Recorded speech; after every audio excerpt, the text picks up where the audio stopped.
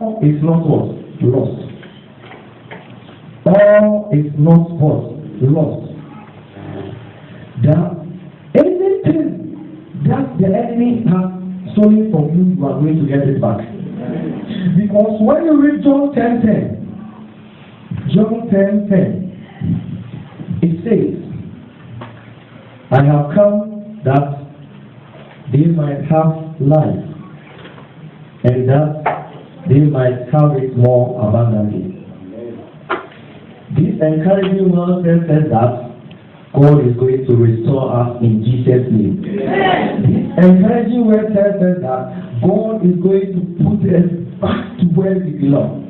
God is going to put a smile back on our faces. He has promised He will never fail. How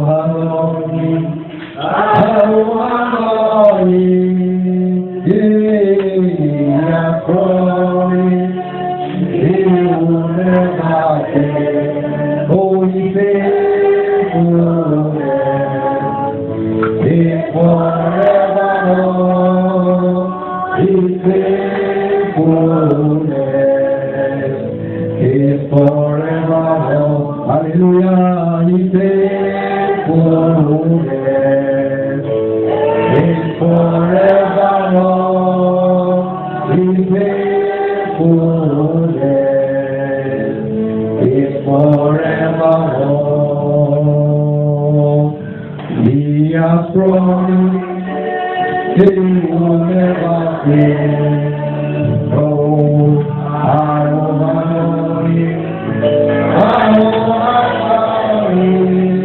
He has promised He will never fail. Oh, He faithful is forever. He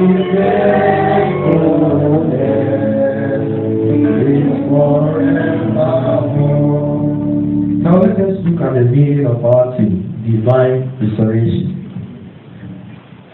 When you say divine, you know it and your own understanding. Divine, God-like, like God, angelic, so many meanings of divine.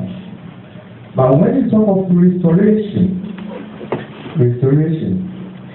my definition for restoration is bringing something back from its earlier original position.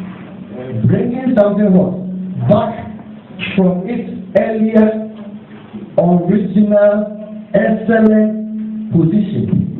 That means you were supposed to be somebody. The enemy tried to steal that one from you. But I'm here this afternoon to tell you that you are going to get it back in Jesus' name. You will be in that same position again in Jesus' name. Your grace that you lost in your GCSE, in your A level, you are going to get it now in your degree in Jesus' name. Your marriage that the enemy tried to just make it break down, he is going to fix it now again in Jesus' name. Your job that you lost, you are going to get a better job today in Jesus' name. So divine restoration, the thing that you are bringing the ultimate, earlier, excellent position back now. So forget about what we have done already. We are talking about now. We are going to look at some examples in the Bible where God restored man to its earlier, excellent, original position. Amen. I just want us to look at something in Genesis. That's the Garden of Eden. Everybody knows that.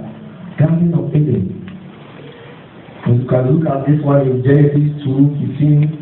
So the Garden of Eden. You know, when God created Adam and Eve, He gave them what? Everything. Everything in their possession. So for comfort, abundance, peace, beauty, dominion, direct relationship with God, everything. They were having everything in their possession. They can talk to God directly, they can do everything. They were happy in the Garden of Eden. But how happy? That That was when the devil could not stand. The enemy could not do what? Stand. Because he has lost his position. So he was trying to confuse Adam and Eve, so that they will also lose their position as children of God. So that they will lose that dominion that they were having with God. So that they will lose that companionship. So that they will lose that relationship with God. So he tried and came and tried to deceive them so that they will sin. That is what the devil is doing. He will try because he is looking for people to go with. So he came and deceived Adam and Eve, and they lost that. They lost their companion. They lost their relationship with God. But what happened? God, through his divine mercy, sent his son come and die. Or God, through anything, just forgive them again. He reconciled them again. He brought them back again. He forgave them everything that they have done and brought them back again to just have that position again as children of God. So when you look at the Garden of Eden story, everything in there, it tells you that man lost his position as a child of God. But God, through his word, when you say God, through his mercy, however, made divine arrangement again to reconcile man back through Christ. When you read Romans 5:10 and 11, somebody should read that one for me. Romans 5:10 and 11. You there? Romans 5. Romans 5:10 and 11. For if when we were called enemies, we were reconciled to him through the death of his son, how much more, having been reconciled, shall we be saved through his life? Not only is this so, but we also rejoice in God through our Lord Jesus Christ, through whom we now receive reconciliation. Amen. So when you look at this chapter, Romans 5:10 and 11, it tells you a lot how man God reconciled man back. So all that I'm telling you now is the enemy has done his part, fine. But God is going to reconcile you. God will bring you back again. Forget about what you have done. Forget about everything. Just forget it. God is going to do for you. In Jesus' name. Shall we also look at another example? When you look at the prodigal son, I just want somebody to read quickly. Luke chapter 15. That one is also another perfect example of reconciliation, or perfect example of how God restored man back to its earlier original position. The prodigal son. Luke 15, verse 11 to 32. Luke 15, verse 11 to 32. Luke 15, verse 11 to 32. Jesus continued, there was a man who had two sons. The young man said to his father, Father, give me my share of the estate. So he divided his property between them.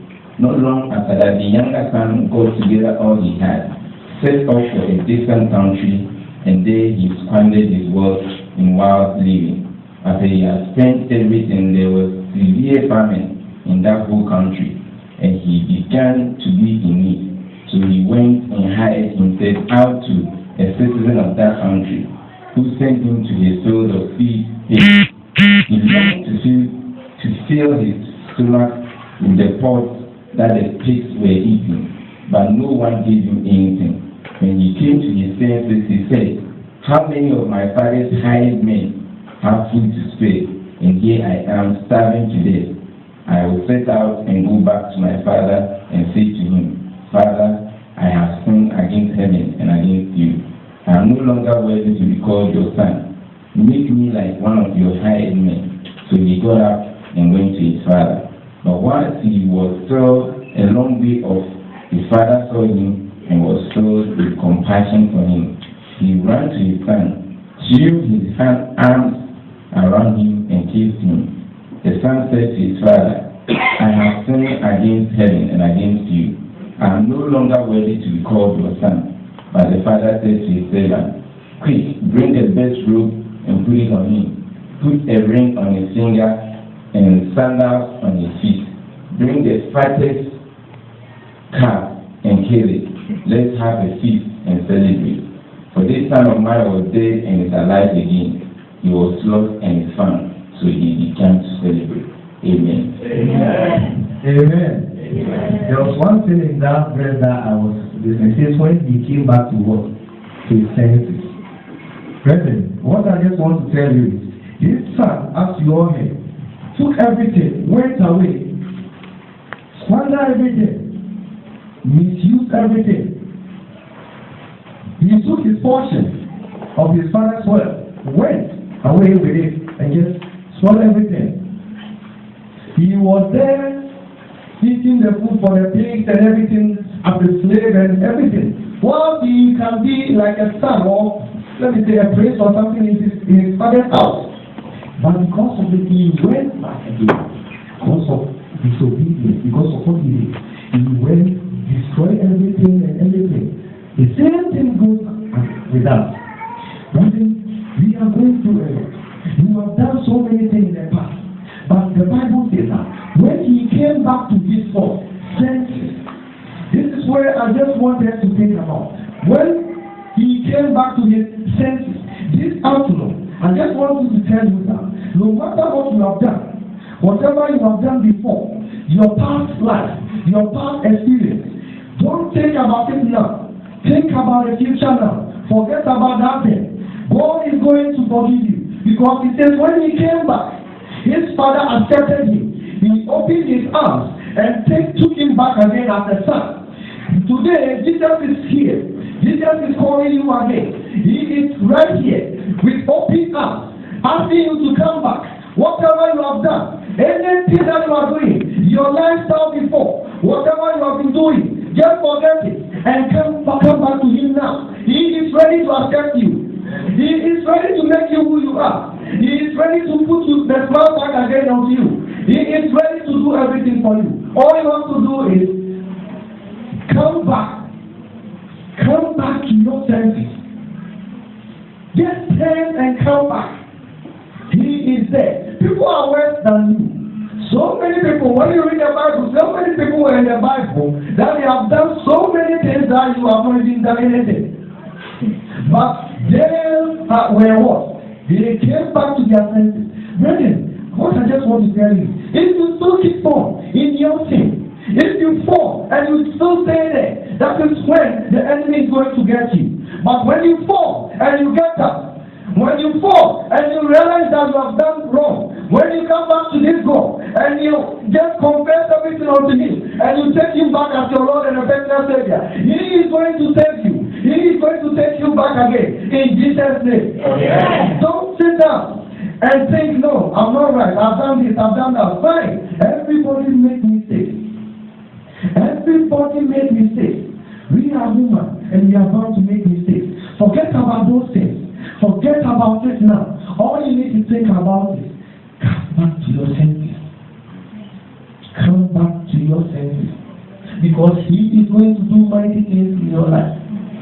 He is going to take you again. He is going to put you to where that you think you are not going to get to. All is not lost. Amen. Amen. Amen. I just want to ask you some questions. After the son run back to the father and everything, so as you are also doing, running back to this father, this God who is going to save you. But this is the question I'm going to ask you. Is Jesus truly Lord over your life? Is Jesus truly Lord over your life? Is he? Do we strive to obey his commandments? Do we have a personal relationship with him? What motivates us to do the things we do? Whatever your answer may be today, this afternoon, I tell you that restoration is there for you in Jesus' name. Whatever your answer may be, you know it. Restoration is there for you this afternoon. So get up. Come back to your senses. Come to this God. Confess your sins unto Him. And He is going to accept you back. He is here to do anything for you. That is why He came to die for you. What did He die for? For me and you to be able to save us. He died for me and you. And if He has died for me and you, why are you not going back? Why are you not just accepting Him as your Lord and personal Savior? Why are you not forget about anything? The bitterness in you, the enviness, greediness, selfishness, anything. Just lose those things, your pride and everything, and come back to your senses. He is waiting there for you. He is here for you today. He is here for you this afternoon, and He is going to put you back to your original, excellent, earlier position. Where the Lord says you will be, this is where you are going to be. In Jesus' name. No matter what, the enemy cannot take anything from you. But all depends on, are you with Him? Are you going to accept Him as your Lord and personal Savior? Are you ready to confess your sin? That is the only thing that He wants from you. You are not going to pay anything. All you are paying is come back to your senses, run back to Him, and He is ready to forgive you. Amen. Amen. Brethren, sometimes there are so many things we do in life. We will come back to our senses, we will pray to God, we will forget about everything, we will try to do so many things in our power that you think that, as a child of God, I think I'm doing the right thing. Sometimes you sit there and think, I'm doing the right thing. I've done everything. I obey most of the commandments or all the commandments. I go to church, I sing praises, I pay my tithe, I do everything. But still, things doesn't work for you. It will happen. Still, you'll be searching for jobs will not be coming. You'll be searching for good financial breakthrough is not coming. Good relationship is not coming. Academics, when they teach you something is gone. You write your exams, it goes away. So many things are happening. You enter into this business, it goes down, you go here, nothing works for you. People will start laughing at you, but you say you are a child of God, but you say you are a Christian. Why is it that things are not happening? They will be trying to confuse you. If you are not lucky, you will think that why am I serving this God and things are not working for me, so I have to be like them. But what I want to tell you today is, most at times, because the enemy knows that you are a good child of God, that the enemy knows that you are going to go to the heaven, or you are going to heaven without Him. He will try, you are the person that you will try to come and confuse. You are the people that you come and tell. Those who are there without God, He doesn't have anything to do with them, because He knows that they are going with Him. Why would He waste time to go and attack them? We are the people that He always comes to, because He knows that we are children of God. So sometimes you will be doing so many things and things are not working for you. Don't think all is lost. Don't think it's everything. Because when you read Ephesians 6:12, it says, for we wrestle not against flesh and blood, but against principalities, against the powers, against the rulers of the darkness of this world, against spiritual wickedness in high places. So sometimes don't think that it's all. I've done everything, I've done this, I'm a good child of God, I'm a good Christian, but things are not good. He says, we wrestle not against what? Flesh and blood, but against principalities. Do you know the people who are fighting against you? Have you sat there one day and think about, do you know the things in outside world, in the demonic world, that's what they are doing? Do you know the meetings that they are having on behalf of you? There are so many things going on you don't know. They are having meetings because of you, so that you will be like them. So sometimes It's not just like that. You will be good Christian. You will be a good child of God. You will be everything, but things will not work. But I'm telling you today that that is not the end. That is not the end. Because when you read 2 Corinthians 10:4, 2 Corinthians 10:4, it says, "For the weapon of our warfare are not carnal, but mighty through God to the pulling down of strongholds." God is giving us up here. They can do anything. They can have so many meetings. They can do anything that they want. But don't think, I'm fed up. I'll give up. I'm tired. I can't continue this way. No, that is not the answer. The only answer is keep on praying. Keep on believing in God. Run back to this Father because He is going to take you from anything that they are doing. Leave them to do. If you are sleeping and they will not sleep, let them continue. I know that they say they work more in those long times. When you are sleeping, that's when they will be working. Leave them. Let them work. Because somebody is there. He is going to do it for you. Just believe in Him and pray to Him. He is going to set you free. He is going to do everything in Jesus' name. Don't let the enemy come and just use you as a football and be taking you anyhow. No. But all that we are saying is, you can't just sit down and relax. You can't just sit down and relax. You need to be prayerful. You need to keep on reading your Bible. You need to forgo some of the things that we said. Because as a Christian, if you still have all bitterness, pain, anger, and those kind of things in you, you are stopping your blessings. You are doing what? Stopping your blessings. The blessings that are coming, you are just blocking them. Because you keep on avoiding unnecessary things. Small things, and that's you. I heard that. This person said that. Forget it.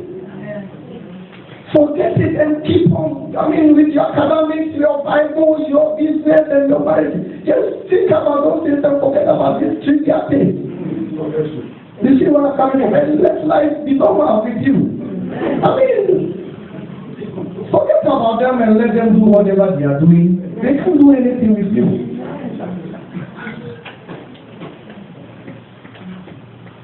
So what I just want us to do is we need to be determined to take back what the devil stole from us.